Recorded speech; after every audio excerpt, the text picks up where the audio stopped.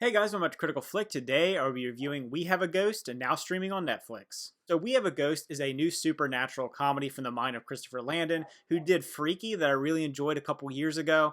And it follows the story of a family that moves into a home that is inhabited by a ghost that's played by David Harbour. This ghost is named Ernest, and basically the premise of this film is you have them trying to find a way to have him move on and go into the afterlife while also kind of exploiting him for fame and fortune. And while the movie does star David Harbour, it actually has quite a cast to it. It has Anthony Mackie as the father, Jennifer Coolidge is kind of a TV medium who comes in. So there's a lot of really quality actors that are put into this film, but I feel like they weren't given a lot to do with the script. The movie really has them almost as like cameo characters. They come up and they don't really do a ton of things. Really, this movie focuses around the main character, played by Jahi Diallo Winston. And I think of all the people in the film, he probably gives the best performance, other than maybe David Harbour to some degree. Also, in this movie, David Harbour doesn't talk as a ghost. He's not able to talk, and he had kind of his memory missing. So he is able to do a little more physical acting, which is kind of funny at times and can be emotional towards the end of the film, but he doesn't do a ton of speaking. But it really does hang its hat on the main character. And I feel like he is the only one that has any real depth to him. Everyone else just feels like a side character that's just popping in for a scene or two to kind of add either some comedic effect or some dramatic effect. I do think Anthony Mackie by the end of the film does have some kind of emotional moments with his family, and that's one of the things that makes this movie maybe not the best thing in the world, is that it really tries to jam pack a ton of like subgenres and subplots into one movie. We have a kind of paranormal comedy film that feels like it's really harkening back to films like The Frighteners or Beetlejuice, and then it becomes a family drama at times, it becomes a romance movie at times, it becomes an action sci-fi film at other times, and it really does feel bloated by the end of the movie, and it feels like the plot kind of got lost in the sauce with this one. It feels like we had a simple premise that maybe could have been extrapolated on and brought into like the modern world, but then it just kind of like gets off the rails by the end of the movie, and kind of the emotional impact by the end, for me at least, felt lost because I'm having these stark tone shifts back and forth between really emotional moments of someone's past and their struggles, and then we have like crazy sci-fi things with the CIA coming and busting down the door trying to capture Ernest. And it's like, it's so strange the way they decided to structure the film with how they wanted the bad guys to be, how they wanted the story to move along. It just feels like a mess by the end, in my opinion. Speaking of the subplot, we kind of have two different villains by the end of the film, if you will. I'm not going to go into any spoilers in this one because it does have some twists and turns. So if you want to check it out, I definitely recommend it. It is a fun movie. It's not the best movie in the world. It's not going to blow you away. And if you are fans of Landon's previous work, you might not love this one because this is far more goofy and like family oriented and very consumable compared to those other films. Basically, throughout most of the film, the antagonist in this story is the CIA and this secret agent that is trying to capture Ernest. They want to prove that ghosts are real. They want to capture him and study him, and that's kind of the main thing that's going along that's stopping them. They're trying to stop the CIA from taking him away. And then by the end of the movie, there's kind of a twist that really changes who the bad guy is by the end.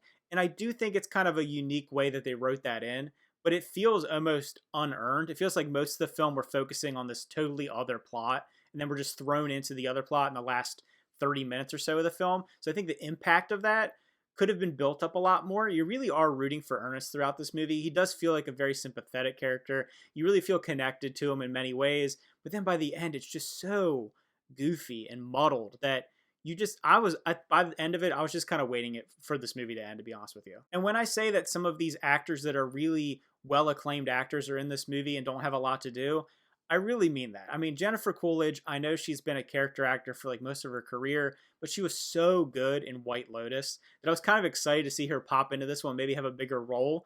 She is great when she's on scene. She plays this ridiculous kind of TV psychic medium character, and I liked her in the movie, but she's only in the movie for maybe 5 minutes, if even that. They really build her like she was going to be more in this film for what I saw in the trailers and kind of the quick little snippet Netflix gave me.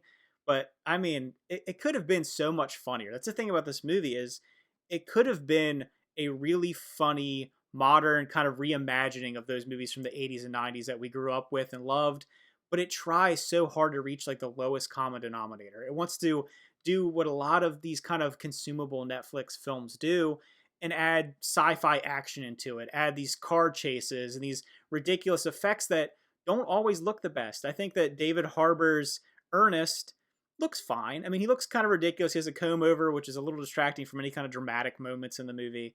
But I do think that it looks okay. I don't think it looks terrible, him as a ghost and the effects they used for that. But when they start throwing in these sci-fi elements and kind of these goofy out in the wild moments where he's like out on the run from the CIA, it's so bizarre. Now maybe you enjoy it, maybe you think it's funny and you kind of like the off the rails nature of it, but for me it takes away from like any storytelling and any impact that I was supposed to feel from like the first third of the film and the last third of the film.